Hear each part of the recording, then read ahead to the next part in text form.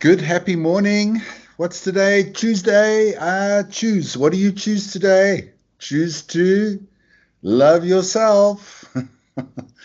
Okay, it's Mark Joseph from Mindful Revolution. Welcome. Good morning, everybody. Thank you for joining your little breakfast session, your sunrise session. And it's a good way to start the day, isn't it? It surely is. It's the best way. And then they say if you start your day right, then the rest of the day is going to go well. Okay. It's like having your cup of coffee or making your bed. Once you've tidied up the house, you feel better. All right, good. We're going to just open up with a little breathing practice, okay? Just to settle your mind, settle your nervous system, and to welcome the morning in.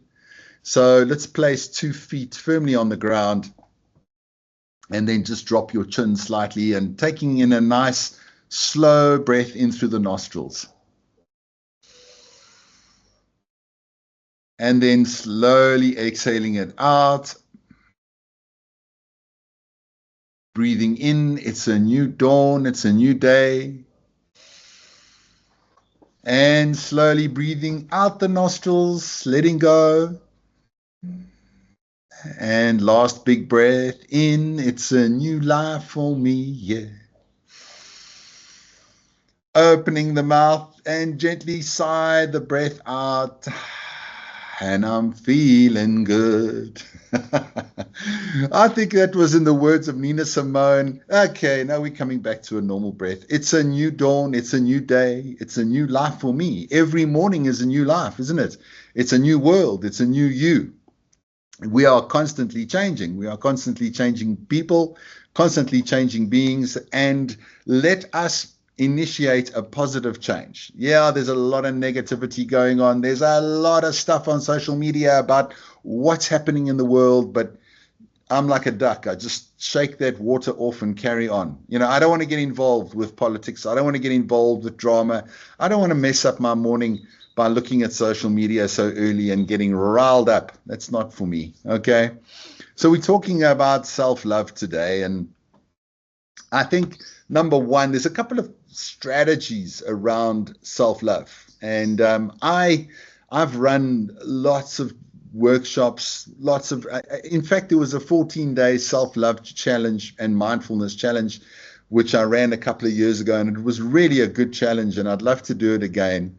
And it was, session, like a 30-minute session every day.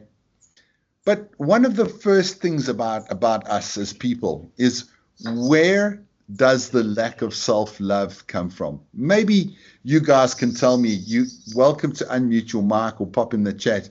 Where does this feeling of I'm not good enough come from? Does anybody got any ideas about that? Where does your feeling of not feeling good enough come from? Or do you feel good enough? Are you smashing life? Or is there any part of you that has a bit of self-doubt or self-uncertainty? Well, I can tell you I definitely suffer from low self-worth. Hi, Mark. Hello. Hi. I've got one idea. Yeah. It comes from other people, not yourself. Okay. So it comes from other people. Would you say those other people in your history that you were growing up, or people around you at the moment? History. Okay. Yeah. Thank you so much for that. I appreciate your comments. So it comes from our history. That lack of self-love could be from your mother, your father giving you a hard time, your siblings, your parents. Maybe it was a girlfriend or a boyfriend that made you feel like you were not enough. Hey, I went through a divorce 2 years ago, and that was a big blow for my self-love, because when people point fingers at you and they blame you for certain things that you feel you didn't do, you question yourself and you think, am I a nice person? Am I a good man? And then you wonder if you're not.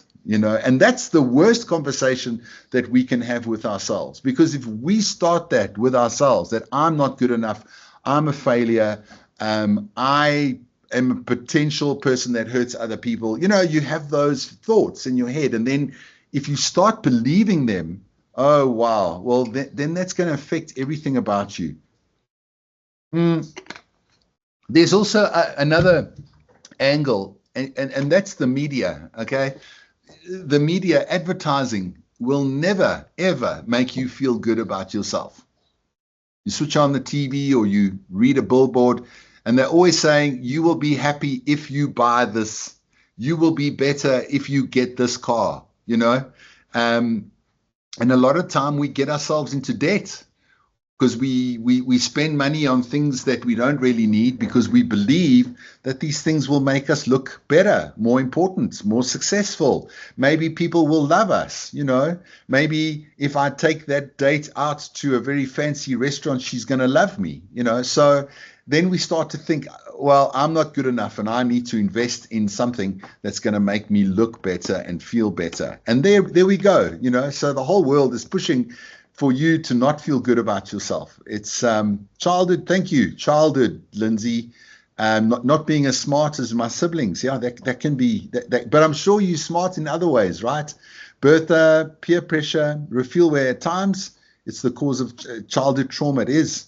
Beryl, when you start comparing yourself to others, yes. Also, I guess social media, right? You look and everyone's living their best life, but they're not really. They're just posting, you know, the good parts of their life, but the rest of their day might not be so. Renelle, and it comes from growing up. Absolutely. I wasn't the best at sports at school, and yet I was pushed into playing certain sports that I didn't enjoy. And because I didn't enjoy them, I wasn't good at them. But then that's what I was measured on. You know, I like to play tennis, but I played rugby, and I didn't like rugby. Like Trevor Noah says, you don't play rugby, you suffer rugby. And it was suffering. I really thought it was painful, you know. So I respect people that can play rugby, but I was not good at it. And then my grandfather used to come watch me and used to say, oh, yeah, it was okay, but not so good. And then my self-worth was affected. So, yeah, childhood is a big one. Childhood is a big one. Then what is that inner dialogue that runs you down all day long? So maybe you had a bad uncle, maybe you had a mom or dad that, you know, made you not feel good enough, siblings, teachers, friends, girlfriend, husband, wife, whatever. But then they leave you with a dialogue in your head, right? What is that dialogue? Anybody got any sort of clarity on what that negative thing is that we say to ourselves? What is your negative dialogue generally? I'm not good enough. I'm not worthy of love. I can't do this. I'm too old. I'm too fat. I'm too small. I'm too stupid. You know, Lily, have you got something to add? Say like mine has always been like why everything have to be difficult for me. Like everybody else will get everything they want with ease, but when it have to be my turn, I have to cry and beg and move mountains before things happen my way. That has always been my narrative about myself. Thank you, friend. You are not alone. Is Lily alone? Ladies and gentlemen, is Lily alone in thinking that? Lily, you're not alone. I think we all think that. Why does it always happen to me, right? Why must I always have to push harder than everybody else? I don't know, guys.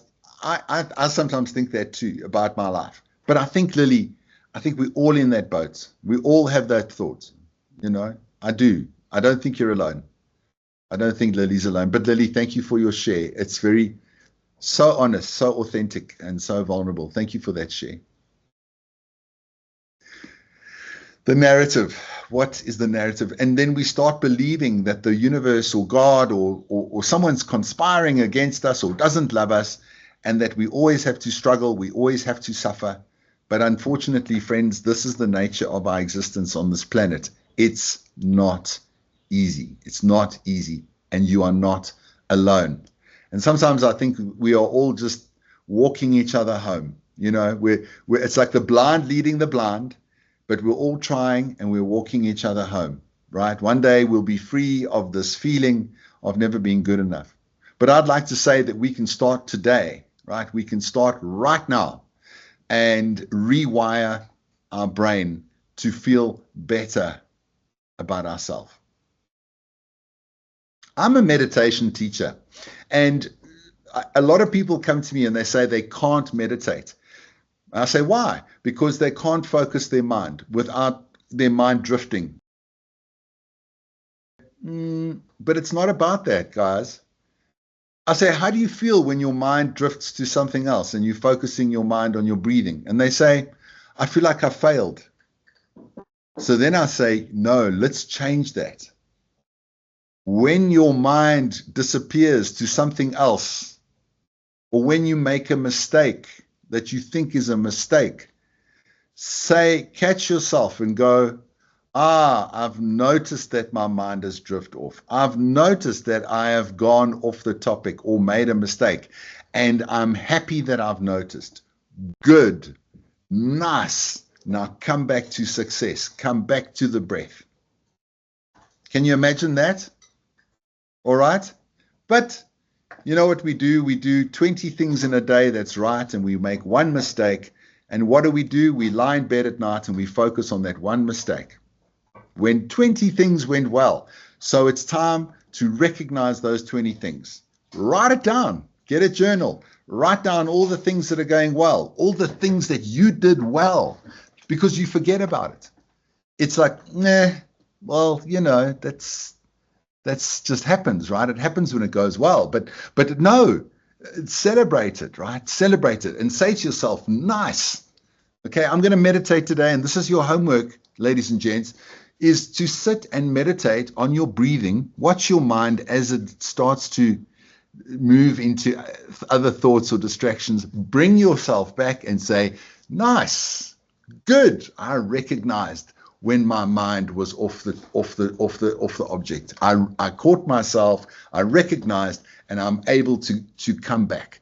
And that, dear friends, is resilience. Congratulate yourself for being resilient.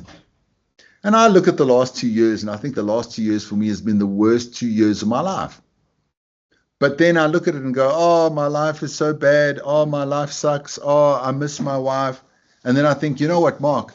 Well done for your resilience. Look how far you've come these 2 years, despite all the obstacles that I had to face. I am still here, right? I'm still here, and I'm still smiling. You know that song by Elton John? I'm still standing. Yeah, yeah, yeah. You know that song? You go listen to that song as well, okay? I'm still standing. You're still standing. Celebrate yourself. The last point, dear friends, is celebrate you, okay? Celebrate yourself. Come on. Actually, I just changed the words there. But you know that song by Kool and the Gang? Here's my cat coming to join in my celebration songs. Celebrate you, okay? That is how we're going to quiet those negative conversations that we have. Because what happens is if you have low self-worth, you are going to suffer from burnout. Why? Because if you don't feel good enough, you are going to try and prove to your boss, to your colleagues, that you are good enough. And the way you're going to do that is you're going to take on more work. Okay, you're going to burn yourself out. You're going to try and prove to everybody that you are better, that you can do more. But in the end of the day, you are just going to hurt yourself. So in the process of celebrating yourself, give yourself a nice cup of tea, a nice cup of coffee. Get away from work. Take more breaks. Realize that you are worthy and give yourself permission to look after yourself more. Okay? Yes. Give yourself permission to love yourself more. And it's just a choice, dear friends. And it's more than just a choice. It's a practice. What affirmation are you going to use today? Think about it. Write it down. Okay? What affirmation are you going to use today? And for me, I'm going to be like, today I refuse to stress myself out over the things I cannot control or change. That's one affirmation. And tonight I will say, I will focus my energy on creating peace and finding gratitude in the present moment. And those are my affirmations today. What are yours? Do you know your affirmation? Maybe it's time to make it. Lindsay, I am worthy. Absolutely. Hallelujah. Betty, give yourself permission to love yourself more. Absolutely. Right. That's, I let go of upsetting energy and embrace peaceful energy in its place. Well done, Michelle. Well done, Michelle. Oriel, my friend, I'm enough and love yourself more. We are enough. We are worthy of love. We are worthy of love. I'm the best version of myself. Mashaba, thank you. Lily, I am improving every day. So good to hear. And you will.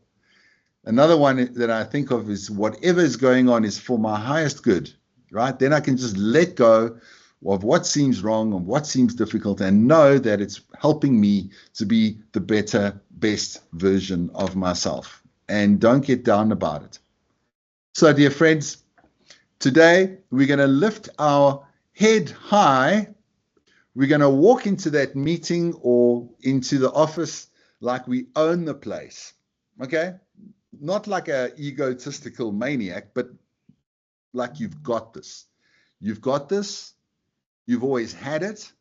Look where you are now. Think about how you got there. Celebrate your wins and stand tall. And even if it feels weird, put a smile on your face and everybody's going to say, wow, now that person knows what they're talking about because it looks like they are fully in their body today. Love it. Love you guys. Thank you for joining today. That is our short little self-love strategy for your Tuesday. We've still got a week ahead of us. Let's make it a week of being so much kinder to ourselves and embrace and love yourself like you've never been loved before, because maybe you are the person that you've been waiting for. Sharp. Take care, my dear friends. Lots of love. See you soon. Bye now. Thanks, Mom. Thanks, Mom. Thanks, Mom. Thank you. Bye. Bye-bye. Thank you. Bye. Bye, everybody. Thank you.